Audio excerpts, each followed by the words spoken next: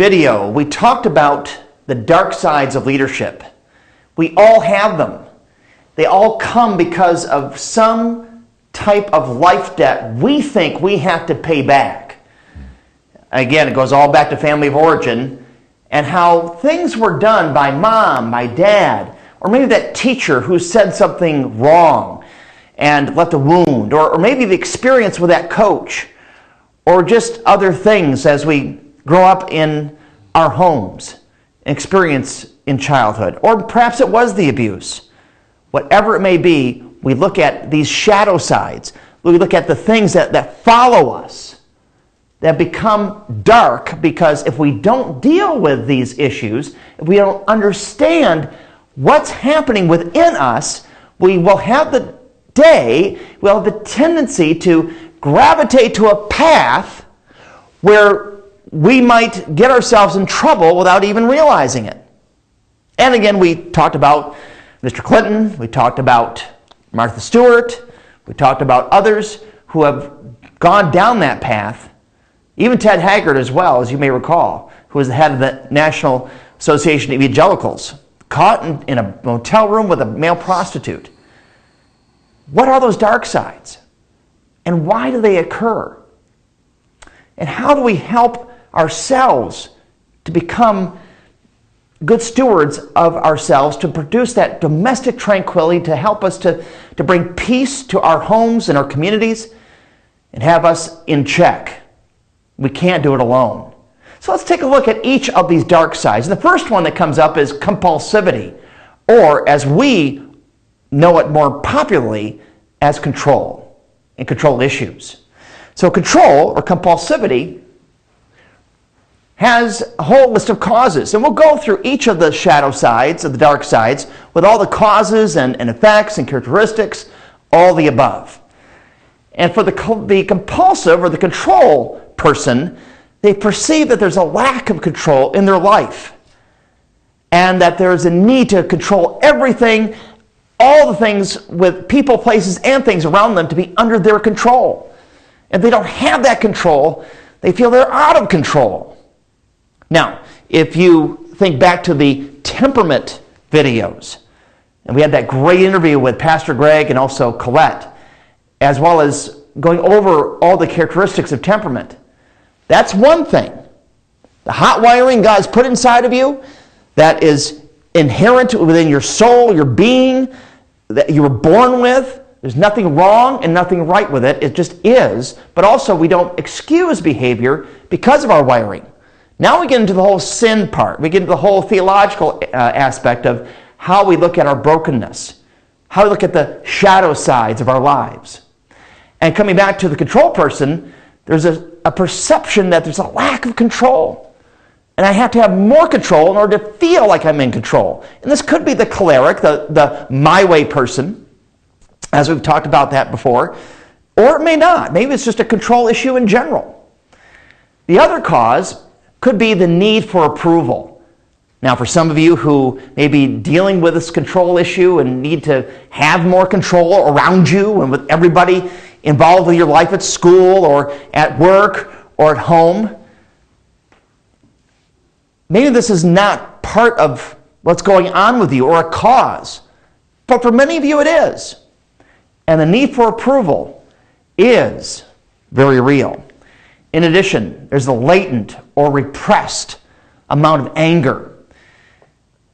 For example, maybe you were told when you were 5 years old and 6 years old and on throughout childhood, oh, okay, you're angry, but don't express it. That's not nice. That's not Christian. Keep it in.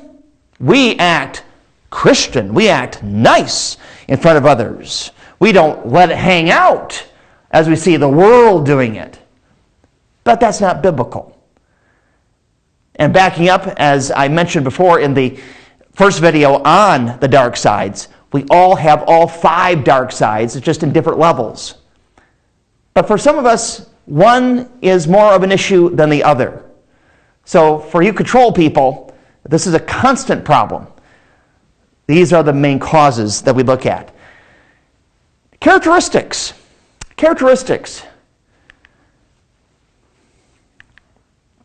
Perfectionism.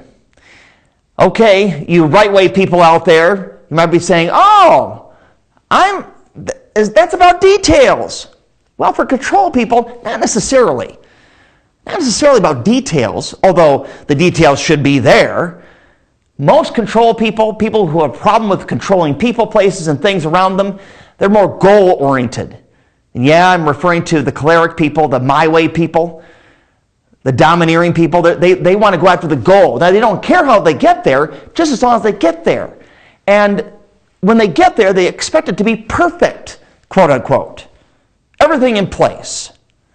As opposed to the right-way person who is more concerned about the end from the beginning. We're concerned about those details to be in the order they ought to be. While the control person simply assumes that when they get to that goal, when they hit all 18 goals at once, let's say, at the speed of light, they're saying, well, then they're perfect. Therefore, there's perfection achieved because my teams got it done for me and with me. Well, perfectionism is a characteristic. Status conscious. Status conscious. If I feel I'm out of control, well, how's that going to look to other people? And how about my reputation? And how's the rest of the world going to perceive our organization if we don't have full control over what we do and what we say?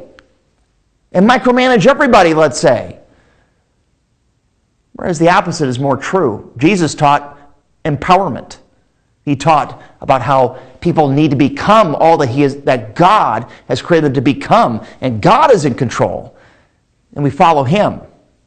But we're human. And we deal with status issues. Workaholism. Control people. Got to work those 60 hours a week. Hey, maybe 80 hours a week. Because otherwise, that sense of control may go away. Now, I'm speaking facetiously. I'm being a little cynical here. But that's the reality of it. We feel as workaholics, and I for one, can attest to workaholism, different waves, different seasons in my life too, as a choleric person, as a my way person. And yeah, control is about it, and control can be good and it can be bad. A characteristic of workaholism, that's where it gets bad, where work becomes the idol, where work becomes the thing that controls me, as opposed to me being empowered by God to steward, to manage it. And so, perfectionism, status conscious, workaholism, compulsivity can be dangerous. Well, the challenges of the compulsive or control leader, the control person, is to resist the temptation to be controlling. That's a challenge. Well, what if that person goes off the reservation, as we say, and does things that we don't want him to do, or for her to do what we don't want her to do? Or we feel like if something is out of our control, will we lose the farm? Will we lose the organization? The truth of the matter is that we won't. We won't. If God is in control, it'll be okay. God will take us through the challenges. It'll be okay. Also, perfectionistic tendencies.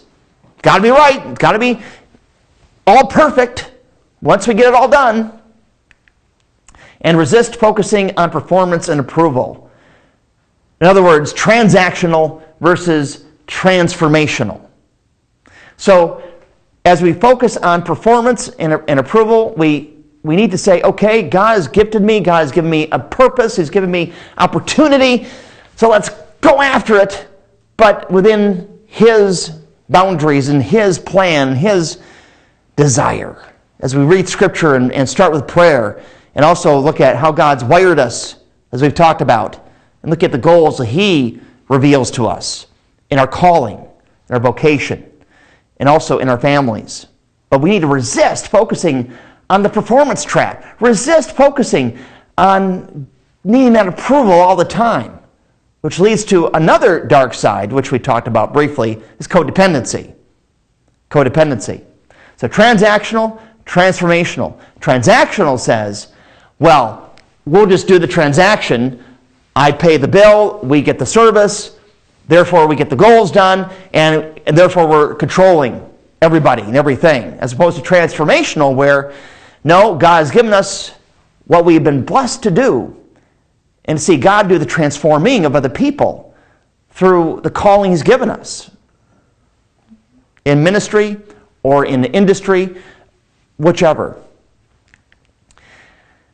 And so that is the control person. Today I invited Pastor Greg Chandler, who you met in the video on having to do with temperament. And Greg is a recovery coach as well. We work with, as I mentioned in the other videos, many people who deal with addictions and also life choices that take them down some dark paths. And often with addiction and those kinds of things, control becomes a big issue. And so that control, shadow side, dark side, can often be out of control, and where we have these issues come up. So, Pastor Greg, welcome back. Mark, thank you for having me. Yeah. Appreciate it. And so good to work with you, of course, on our community recovery team, along with Colette. And as we work with many people who have many different issues and life situations where control is, well, just out of control. Right. And as a recovery coach, if you could just comment for the students who are watching this, what is it like in helping others who seem to be out of control? Of course, there are challenges, but it's also rewarding, especially to help them to see where they are and appreciate where they want to be. One thing, as we're taught as recovery coaches, to accept people basically as they see themselves. If they say this or that about them, we don't be combative with it. We accept it, and then we work from there, and to help them to develop realistic goals. Okay. And most of all, to embrace their whole self, accepting of themselves, and then build from there toward wellness and stability, as well as accountability. Yeah. To return them, which is what recovery is all about, is to be functional, and also to be a productive member of society. And not based just upon, the societal models of, or trying to impress someone, but that you want to embrace yourself and be comfortable with the skin. Can I use that vernacular? The skin that you're in. Yeah, really. Yeah. So I'm hearing you say that those who are not comfortable in their own skin, who feel like they're about to crawl out of their skin, as we sometimes say. Sure. Because of family of origin issues. Yes. And because of the actual physical or emotional or mental abuse that has created more domestic violence, if you will. And violence is a broad term, not just what people do in terms of physical violence, but the violence that people feel and the chaos that they are in, spiritually to begin with, of course, and psychologically, and emotionally and mentally, all the above. And that control is out of control because they're not submitting to God's control. True. And I appreciate you talking about the goals as well as you coach our brothers and sisters to said goals, because everybody's different. All right. And I know that your issues from before related to crack addiction. Yes. And other things like related to it. Speak of your own experience as an addict and as a recovering person, how God has helped you to have a better sense of control as opposed to being out of control. What you mentioned, keyword origin, family origin, having been an overcomer, because I refuse to use the word survivor of traumas and tragedies of past. I believe that communicates to the perpetrator they still have a lasting effect on my life. And since Jesus has come through my invitation in my life and has been not only the central character, but the supreme personality over my life, I welcome his authority, supreme authority over my life. I will not dare place them who did the ill toward me in the arena where he alone shines. That's why I will not use terms like survivor. It's nothing against anyone else they want to use it, but me, because of Christ, I'm an overcomer, appreciating the truth revealed in text that we are more than conquerors through Christ that loves us. And it was what introduced me into this dark realm was through abuse. You know, I had suffered a series of sexual abuses by several family members as a young person, to the point that when you're young, it's hard for you to communicate as a child. We act out because we don't have the mastery of words to communicate that there's something going wrong. People thought I was weird because I would take my toys when it came playtime, and I would retreat to a closet. I pretty much had all my toys in my closet. That's where my playroom was. That was my safe space, because I'm trying to communicate that being around certain family members have been traumatic for me, you know. And so because of not being able to, as I developed from childhood, not being able to communicate these abuses, and later on I would meet a psychologist who says, well, you repress some of this stuff, and sure, that's true. But just dealing with the visceral aspect of it, I wanted to escape the pain. And I was willing to do anything and everything to escape the pain.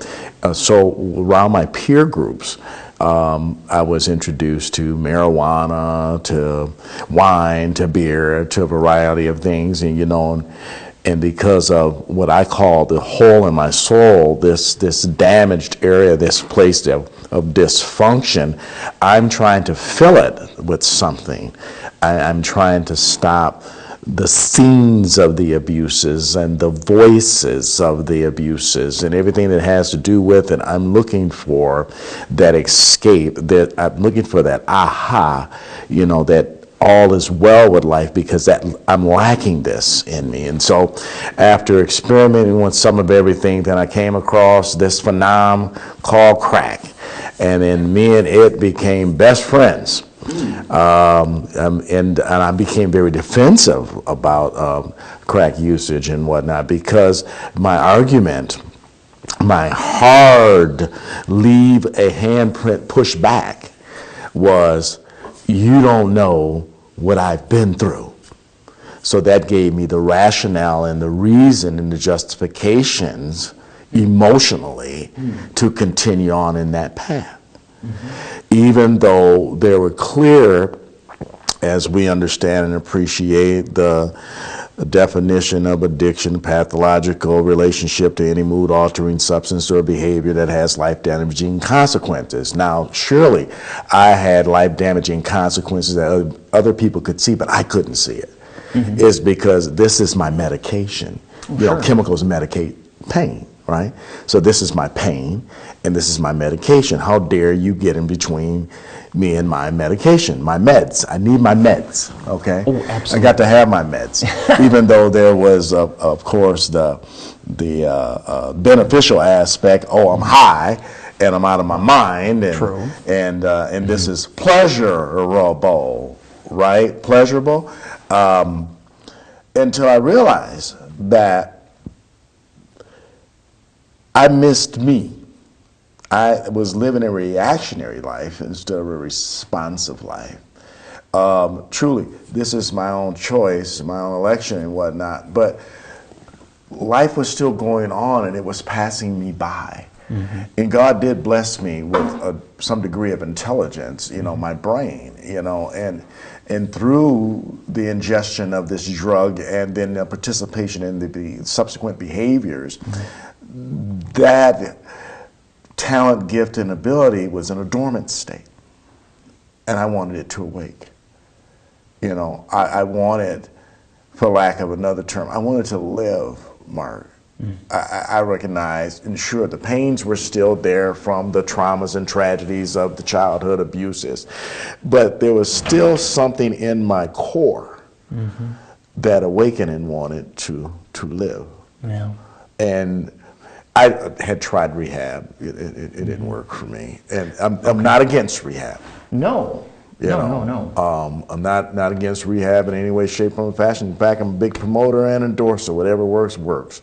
But I've tried a lot of things, but I have to say and attest today that Jesus fixed it for me. But I'm not just going to say to you, oh, I had to just say a bunch of Jesus, Jesus off my lips, and then all of a sudden all the pain went away and recovery was instant. No, I had to work together with the Lord. You know, 1 John 1:9, confess your sins. He's faithful and just. But the confession was more than just lip service. Right. It was actually deed and truth, my deeds. If I'm saying I have a problem with this, then I have to do what's necessary for me to be well, to fix it. So if that means to go to some support groups, if it means to get a counselor, if it means a concerted study or whatever I need to do, it needs exercise and relationship assistance or training or help, you know, whatever is necessary. That's what I pursued after. And next thing you know, I entered into this wonderful realm of called recovery. Yes, You know? you did. Yeah, and I've been going at this 20 some odd years now.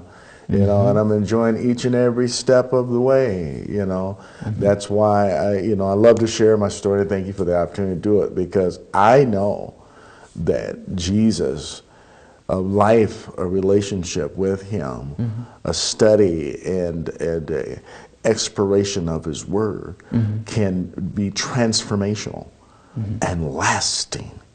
But there is work we have to do. You know, so I'm a real stickler. You said recovery coach or specializing in relapse prevention. I'm a real stickler with accountability and responsibility and things of that nature, because these are all the elements that result in healthy living. Absolutely. So what Greg just gave you was a clear example and illustration of transactional versus transformational. In fact, Greg, you said it yourself. It was being transformed. Yes. As opposed to the transaction of, well, okay, I'll do lip service, for example, but that won't translate into actual application of the recovery that you needed.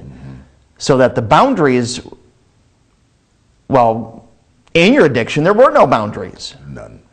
And you thought you could function without them. But then God gave you the boundaries within recovery, which was transformational, under his control as opposed to your control. Yes. And that, my friends, that's exactly how the control issue with all of us comes into play. And not just with crack addiction, but anything, food or people, places, and things. In our next video, we're going to talk about the whole issue of relationships and also codependency and these kinds of things. And so, Greg, thank you. Thank you. It's been good to talk about, how the compulsive leader, the compulsive area in our lives can be conquered and put back into check. See you next time.